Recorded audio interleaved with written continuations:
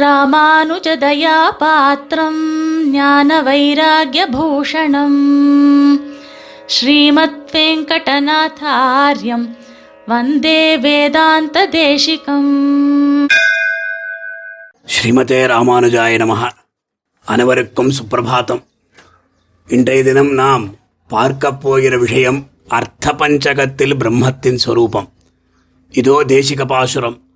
அமல நவியாத சுடரளவில்லா ஆரமுதம் அமல உருக்குணங்களணி ஆயுதங்களடியவர்கள் அமல வழியாத நகர் அழுந்தழுங்கா உடனெல்லாம் கமலையுடன் அரசாடும் கரிகிரிமேல் காவலனேஹே.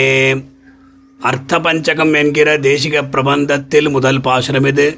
தர்மம், அர்த்தம், காமம், மோட்சம் என்கிற 4 வித புருஷார்த்தங்களில் பரமபுருஷார்த்தமான மோட்சத்தை நாம் பெற வேணுமானால் அதற்கு அர்த்த பஞ்சக ஞானம் அவசியம் வேண்டும். ஆக முக்தியை பெற விரும்புமவன் அர்த்த பஞ்சகம் எனப்படும் 5 பொருள்களை முக்கியமாய் உணர வேண்டும்.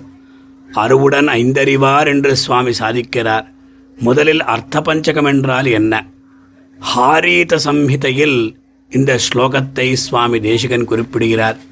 பிராப்யஸ்ய பிரம்மணோ ரூபம் பிராப்துஷ்ச பிரத்யகாத்மனः பிராப்திபாயம் பலம் செய்வ ததா பிராப்தி விரோதி ச வதந்தி சகலா வேதாக சேதிஹாச புராணகாக என்று ஸ்ரீமத் ரகசியத்ரயசாரத்தில் 4வது அதிகாரமான அர்த்த பஞ்சகாதிகாரத்தில் சுவாமி அற்புதமாக காண்பிக்கிறார். அதாவது பிராப்யஸ்ய பிரம்மணோ ரூபம், நம்மால் அனுபவிக்கப்பட வேண்டிய எம்பெருமானுடைய ஸ்வரூபம். பிராப்துஷ்ச பிரத்யகாத்மனः, அனுபவிக்கும் ஜீவாத்மாவாகிய நம்முடைய ஸ்வரூபம். பிராப்தி உபாயம், மோட்சத்திற்காக செய்யும் உபாயங்கள்.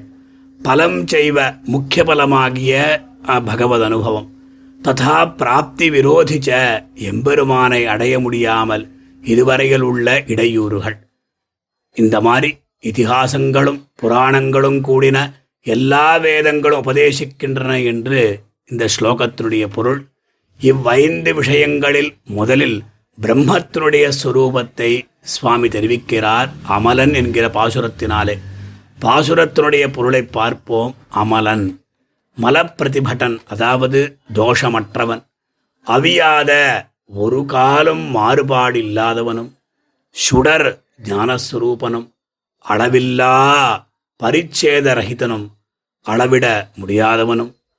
ஆர் அமுதம், ஆர் பூர்ணமான மதுரரசம் என்று சொல்லலாம். படி அந்த எம்பெருமான் அமிர்தபூதனான, அதாவது ஆனந்தோ பிரம்ம ரசோவை சகா உணர்மூழ்நலம் என்கிறபடியே தேசகால பரிச்சேதரகித ரசகன ஆனந்த ஸ்வரூபன்.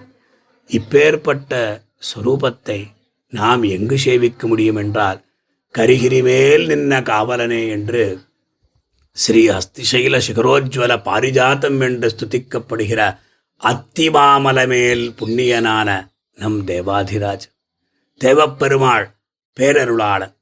இவ்வளவால் சத்தியத்துவ, ஞானத்துவ, அனந்தத்துவ, ஆனந்தத்துவ, அமலத்துவம் என்று பிரம்மஸ்வரூப நிரூபக தர்மங்கள் சொல்லப்படுகிறது. அதற்கு பிறகு அமல உரு, அதாவது ரஜோகுணம், தமோகுணம் என்கிற தோஷமில்லாத சுத்த சத்வமயமான திருமேனி எம்பெருமானுடையது.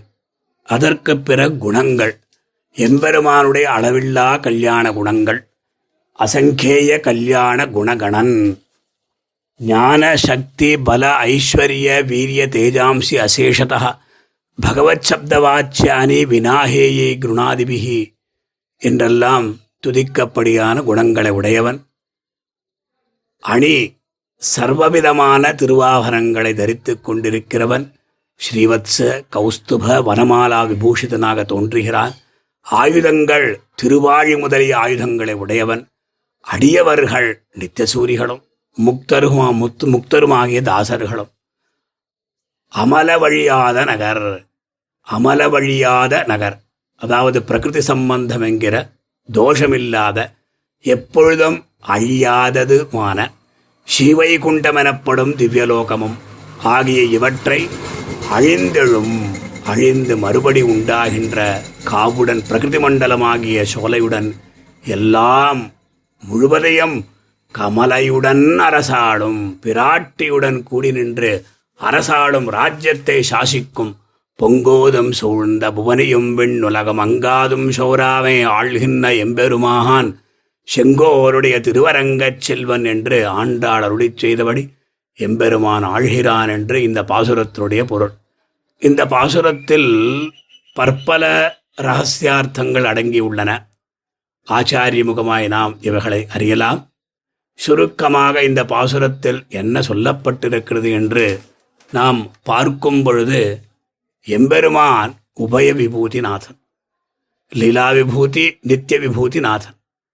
இந்த கர்மபூமியில் ஜீவாத்மாக்களை அவற்றின் கர்மத்திற்கு தக்கவாறு பலன் பெற செய்வதையே எம்பெருமான் பொழுதுபோக்காக கொள்வதால் இந்த சம்சார மண்டலத்தை அவன் விளையாடுமிடமான சோலையாக கூறுவதுண்டு.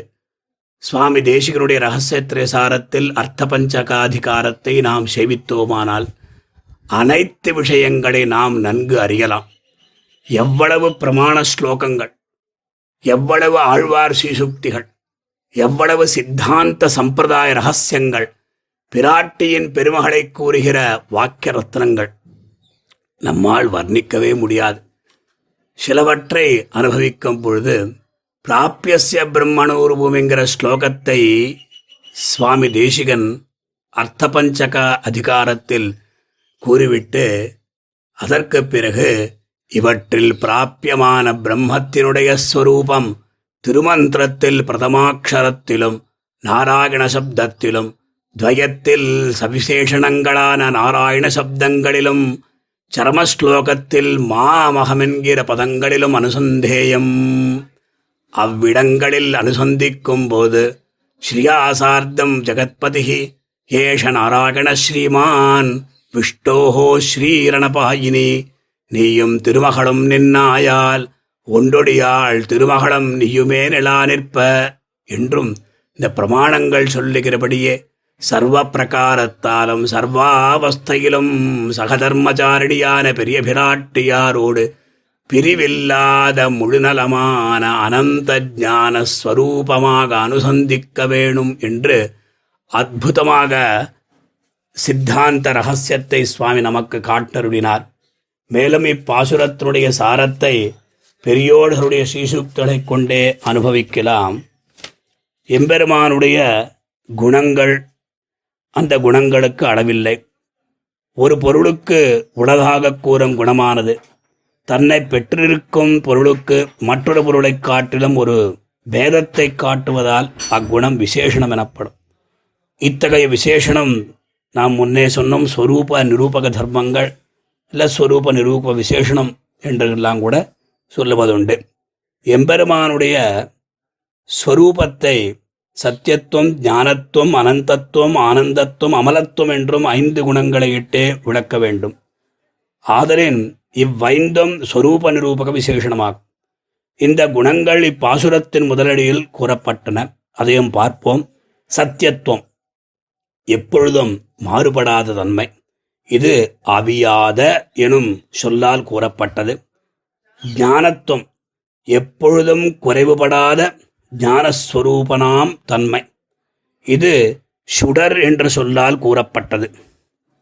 அனந்தத்துவம், இங்குத்தான் இருக்கிறான் என்று தேசத்தாலும் இப்பொழுதுதான் இருக்கிறான் என்று காலத்தாலும் இந்த வஸ்துவின் சொரூபமாகத்தான் இருக்கின்றான் என்று வஸ்துவினாலும் அளவிட முடியாதபடி எவ்விடத்திலும் எக்காலத்திலும் எந்த வஸ்து ஸ்வரூபனாகவும் நிற்கும் தன்மை. இது அளவில்லா என்றதால் கூறப்பட்டது. ஆனந்தத்துவம், ஆனந்த ஸ்வரூபனாய் நிற்க இது ஆரமுதம் என்றதால் கூறப்பட்டது. அமலத்துவம், தோஷங்களில்லாத தன்மை. இது அமலன் என்றதால் கூறப்பட்டது. இவ்வைந்து குணங்களால் எம்பெருமானது சொரூபத்தை ஒருவாறு அறிந்தபின் சௌசீல்யம், காருண்யம், வாத்சல்யம் முதலிய அளவற்ற திருக்கல்யாண குணங்கள் அவன் பெருமையை காட்டுகின்றன. இவை நிரூபித ஸ்வரூப விசேஷணம் ஆகும். இத்தகைய ஸ்வரூபம் திருக்கல்யாண குணம் முதலியவற்றை கொண்டே பேரருளானன் பிரகிருதி மண்டலமாகிய லீலா விபூதியையும் ஸ்ரீவைகுண்டமாகிய நித்திய விபூதியையும் பெருந்தேவி பிராட்டியுடன் அரசாள்கின்றான் என்றவாறு இந்த பாசுரத்தினுடைய விசேஷமான தாத்பரியம் ஆக எம்பெருமாடி திவ்யமான ஸ்வரூபத்தை நாம் சுவாமி தேசிகன் பாசுரத்தின் மூலமாக அனுபவித்து உய்வோமாக. ஸ்ரீமதே நிகமாந்த மகாதேசிகாய நமஹ. கவிதார்க்கிக சிம்ஹாய கல்யாண குணசாலினே ஸ்ரீமதே வெங்கடேஷாய வேதாந்த குரவே நமஹ.